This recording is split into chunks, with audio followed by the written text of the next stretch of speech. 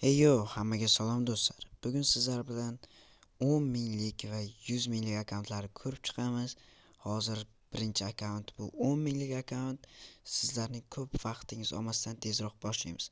O'rtachasi 85.3, stadioni esa 66 ming, hali full bo'lmagan. Endi 10 minglik akkaunt bo'lgandan keyin full bo'lmaydi-da. Lekin 10 mingga juda ham zo'r akkaunt. Hozir tarkibga o'tamiz. Mana tarkibga o'tganda norm akkaunt, norm. Unchalik zo'r ham 80lik ham 83ligi juda ham zo'r. Keyin esa Arnoldning 83ligida olingan. Xo'sh, Ter Stegen ham bilasizlar, tushganmidi, yo'q bo'lib ketgan bilmadim unisini. Lekin 83ligi yoki 80ligida olib qo'yilgan. Va Teo Hernandez bor. Teoning ham 83ligida olingan. Lautaroning ham 85ligida olingan. Norm akkaunt 10 mingdan ham qimmatga ketadi. Dybala ham 80 bo'lgan, lekin men 81ligida olib qo'yganman.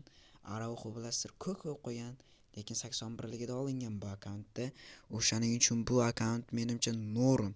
Old akkaunt. Messi, Leoning ham 83ligi, Holland ham bor, Kane ham bor. Qizig'i cho'tka o'yinchilar bor-da.